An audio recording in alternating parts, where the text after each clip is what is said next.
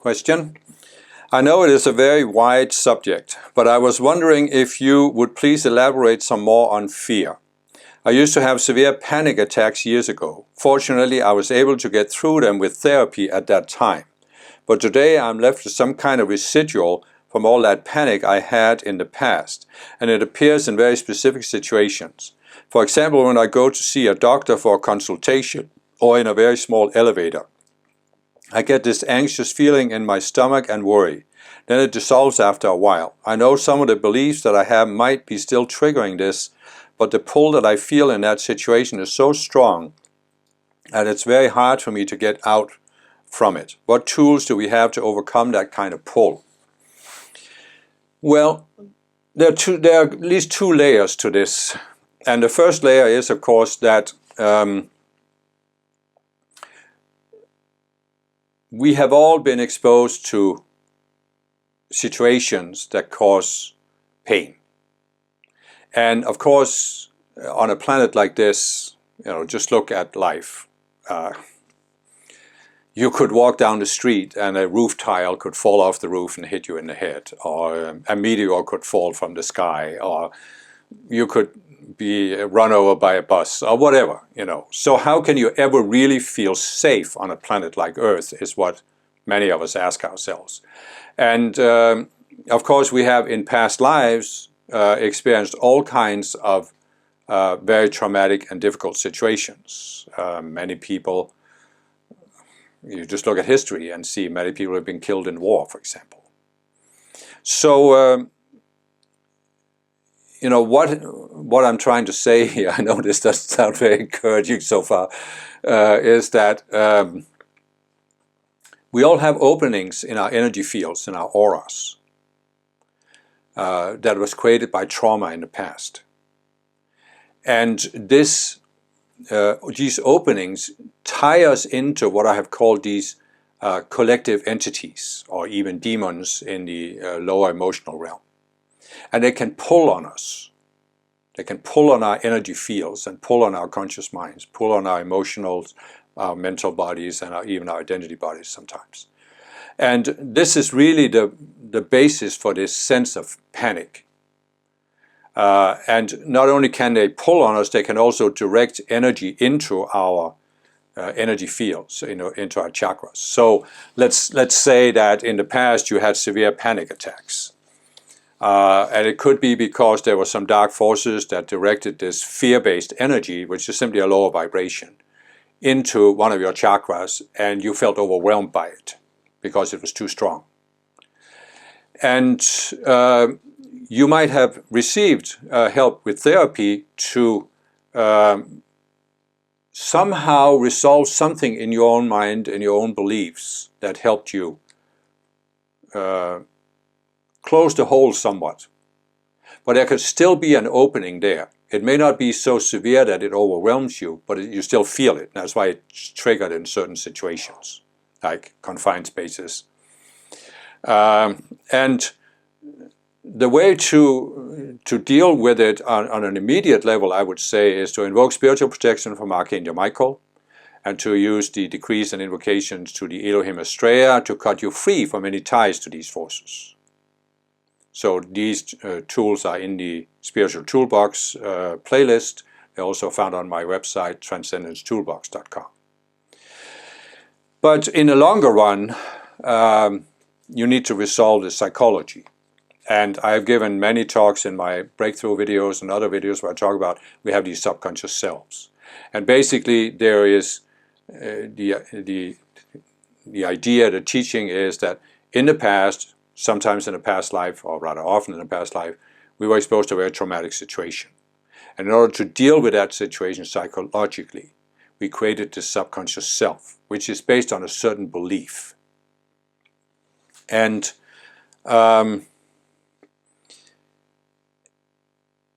there can be many selves. That's why it's so individual what we create as a result of this trauma, how we create a self that's based on a certain belief. But just as a general idea, right? Let's say that in a past life, you were killed in a war. And it was very shocking to you. Let's say you weren't a soldier, for example. You were a civilian. You were asleep in your house and a bomb fell and you died.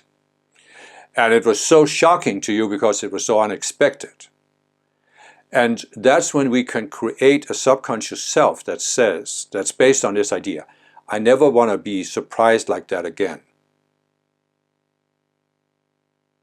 I'm not saying this necessarily happened in a recent past life. For many people this happened in a distant past life. But in other words, you are exposed to the volatility of a planet like Earth, where you could so easily be killed, that you are deciding, it was such a shock for you because you didn't expect it. You decide you'll never want to be surprised again, and therefore you have this self that's always projecting. You should be afraid of what can happen. You should be concerned about what can happen. You should always be alert to what can happen. You see what I'm trying to say? You have a self that was created in a specific situation. It may have a specific belief, but it's always looking for danger. What could happen? I remember even as a child, I realized this, that, for example, war. When I first heard about war and what that was, it triggered something in me that was no doubt a separate self created in the past where I was killed in a war. And I was very alert to the situation. Could there be war? Could a war happen? Because I didn't want to be surprised again. It could be, for example, that you know there's a war going on, but you don't think it's going to affect you. You could have fled, but you didn't because you thought, it's going to be okay, and then it wasn't. And so you decide, and you never want to make that mistake again. So you're always anticipating, and that's why I'm saying the fear is often an anticipation of what could happen. And that's why it's triggered in certain situations. You go to the doctor. Yeah, well, you could get terrible news that you have a terminal illness. Or you go into a tight space. Well, you might have died in a tight space in a past lifetime. And so now this is triggered. And so, even though from an objective viewpoint, there is no danger in going into an elevator, right? But because you have this subconscious self that's always looking out, I want to avoid tight spaces because something bad can happen. You are anticipating what isn't actually there. It's like we are anticipating a danger that isn't objectively there. And it's that anticipation that creates the fear, or triggers the fear, opens our auras to this influx of fear from the mass consciousness. I mean, you just look at the planet, and it's like I've said before, we have a very inaccurate view of what kind of environment we are growing up in. Because in reality, what we should have been taught is that we have our energy fields around us, the subconscious mind, the emotional, mental, and identity level. And it's like a diving suit that keeps us isolated from the water. But we are under the water and there's pressure on the diving suit. And if there's the slightest little opening in the diving suit, water is going to squirt through. And perhaps it's even going to crack. So we should have learned to protect our energy field from this. The pressure of the water is the collective consciousness. And one aspect of this is fear, because look at how much fear people have generated over time. And I'm not trying to blame people, it's understandable on a planet like this. But that's why it's so important to realize that this is an unnatural planet and not all planets are like this. So what I'm saying is, your aura is like this diving suit, and you are from the moment you were born and in past life, you are exposed to this pressure from the collective consciousness, from these dark forces. And the slightest opening, something is going to squirt through. And in your case, it's fear. For other people, it can be other things. What tools do we have to overcome this kind of a pull? Well, we have as I explained in the Spiritual Toolbox playlist, we can invoke spiritual protection from Archangel Michael. We can invoke the light from the Elohim Astrea to cut us free from any ties to the collective consciousness. So these are things we can do on an immediate basis, but on a longer basis, we have to see that what is it that opens our diving suit to this pressure, and it's the unresolved psychology, the subconscious selves that I'm always talking about. So I said we created the subconscious self in a past life. And The difficulty on a planet like Earth is, you can say there's always the danger of war, for example. I mean, just look in the last couple of years with the Ukraine war and the war in the Middle East, many people have been triggered. Their fear of war has been triggered. I can look at my life and I can see that I grew up in Denmark, and this was in the 60s and 70s with the Cold War. And there was always the danger that this could turn hot and that the Soviet Union could try to invade Denmark and take over Denmark. But if I look back at it, I can say that, well, obviously it didn't happen. So you could say, was there any objective reason why I should fear war? And as my life has unfolded this far, and I'm now almost 67, there hasn't been any objective reason why I should be afraid of war. So why was I? Because I had a subconscious self created in a past life that I haven't gotten rid of. You could say it was a defense mechanism, but it was really objectively an unnecessary defense mechanism. In other words, theoretically, you could be killed in a tiny space in this lifetime, but you haven't been, so is it constructive that you are fearing it? What I'm trying to say is, it's understandable we created these cells in a past life when we were exposed to an actual physical situation. But is there any reason why we should still fear this that happened in the distant past and hasn't happened so far in our life and may not happen in this lifetime? Should we live an entire lifetime, many lifetimes, being affected by this fear that isn't realistic? And that's why I'm saying the most important tool we have to get rid of this is to resolve the self, to come to see the self. And I know it's difficult because you can always say, yes, but there is a potential that bad things could happen. So shouldn't I have the self so I'm prepared? Well, that depends on how much that self affects you. Because the person that is describing, I used to have severe panic attacks. But you can't function psychologically when you have panic attacks. So is the self that releases the panic attacks or makes you vulnerable to this projection of energy, is it constructive to have that? And my answer would be no. And that's why I have in my life looked at all of these selves, and that I have my fear of war, for example, and you know, there are specific selves that you can come to see, for example, panic attacks. There's a specific self that you created in a past life based on a certain belief, and you can come to see this, and when you resolve the self, your aura is closed again. There is no opening in the diving suit, and no matter what the pressure is out there, it's not going to come through. So that is a victory for you.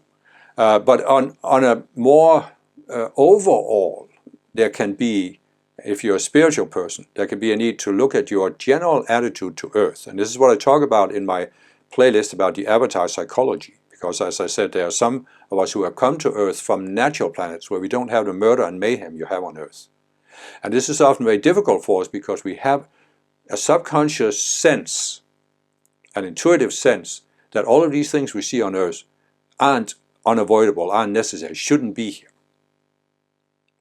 But that gives us a certain attitude to Earth that can make us vulnerable and can really prevent us from enjoying life or having a positive life, because we can become overwhelmed by these fears. And for me, you know, I had to work with this, and I had to look at my general attitude to Earth, because it was like I realized I don't trust anything on this planet. I really don't trust anything on this planet because bad things could happen at any time. And I had to overcome that by realizing, and this is too big of a topic to go into here, I think, but what I had to work on, I talk about more about this in my avatar psychology, so you can see it there. But what I had to work on was, I had to realize, as the masters have explained, that I am not my physical body. I am not my emotions. I am not my thoughts. I am not my sense of identity. Because all of this outer personality is something that I have taken on. So what is the I that has taken this on? It is what I call the conscious you. And the conscious you is pure or neutral awareness. Because when you connect to that, when you are in that state of pure awareness, you don't react to anything on earth. You have no reaction. You're just observing what's happening on this planet. You're not reacting to it. It's only when you go into the outer personality, these subconscious selves, and now it's like putting on color glasses, you're experiencing the situation through these selves, and that's what makes it traumatic.